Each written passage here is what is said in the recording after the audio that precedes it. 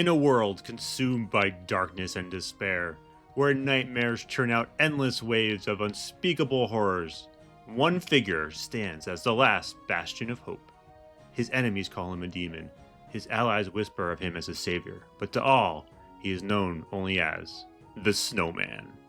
Forged from 200 nightmarish circles of hell, this warrior has faced the very essence of chaos and emerged unscathed.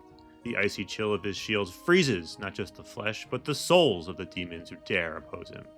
His legend is one of unyielding resolve. Where others fall, he stands. Two shields clasped in his iron grip, he embodies the creed: the only offense is an unbreakable defense. With each swing of his shields, he stuns his enemies into submission. With every step, the battlefield freezes beneath his frosty presence. But legends are not born, they are made. Today you will learn to wield freezes, stuns, and shields with the precision of a master, to ascend to the legend of the Snowman, the coldest nightmare hell has ever known. Hey everyone, Cole's here. Today I will walk you through the Snowman build for the Shield Warden in Heroes vs. Hordes. You survive Nightmare mode by keeping the Hordes frozen and yourself alive. In keeping with his creed that the best offense is an unbreakable defense, the Snowman prioritizes freezing his enemies before they can even touch him.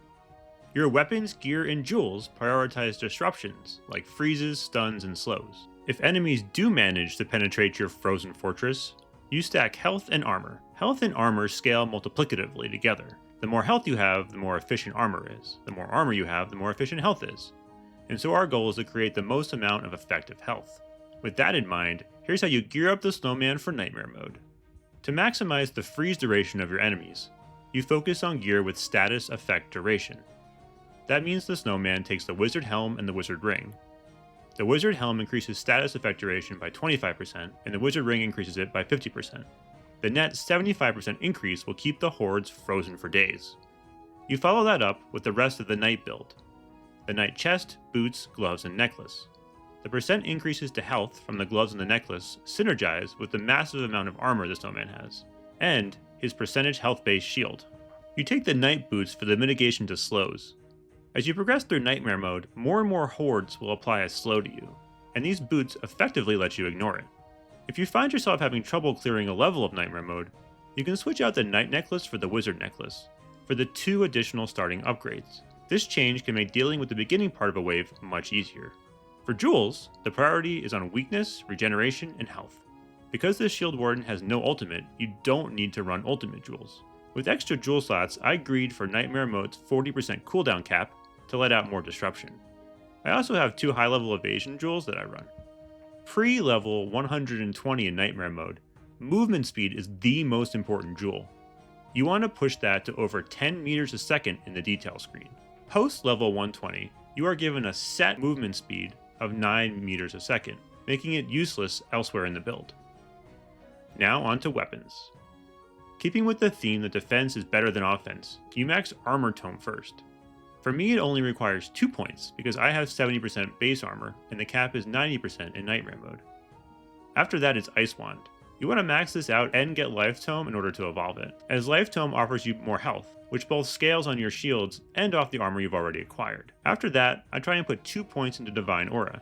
At 2 points, you get additional cooldown and area of effect for more pushback. At this point, you're looking for any weapon that has freeze or stun duration via Forge upgrades. Boomerang, bombs, and crossbow all gain disruption at 2-star Forge. My personal preference puts the next priority on Boomerang to 3 stars. You stop at 3 again for the cooldown improvement. Invasion Tome is your next bet. Even though evasion is reduced in Nightmare mode, some evasion is better than no evasion. Next is Duplicator Tome or Area Tome. I have no real preference as both improve your disruption on the margins. And the final weapon I would use is either bombs or crossbow, depending on which you have and which you have upgraded to 2-star Forge. And let's not forget about your pets. In Nightmare mode, your pet does the majority of the damage as you finish off most of the Hordes after the wave is over. The Earthstriker passive is S+ tier in Nightmare mode for the slow. You combine that with the Emberclaw passive to make the area around your pet a slow zone. Your active pet should be your strongest ranged pet. I use Hydro Basilisk because his active abilities create slow zones that heal you. And now, here's what you take what you've learned to become the Snowman. Your goal during a wave of Nightmare mode is to simply not die, and the Snowman excels at not dying. You accomplish not dying by kiting the hordes in a circular pattern. You want to have them follow you in the direction of your choosing, typically in a clockwise or counterclockwise circle. Your frost bolts and stuns will stop them from ever actually getting to you, while you complement those with slows from your pet. Killing hordes is a bonus, it's not your goal. In fact, you want to maximize the number of hordes on the screen. The screen can only hold so many hordes at once. Once you've hit the maximum number of hordes on the screen, no new hordes can spawn.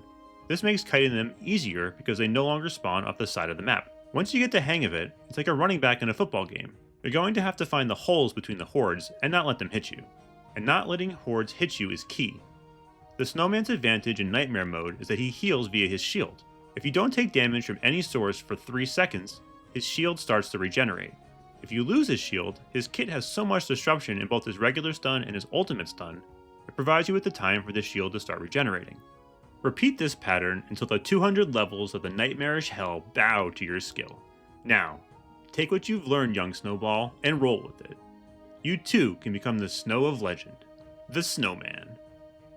Subscribe for more Heroes vs. Hordes content, and let me know if you have any questions in the comments. I will provide a link to a full write-up in the description, along with another guide on Nightmare mode more generally.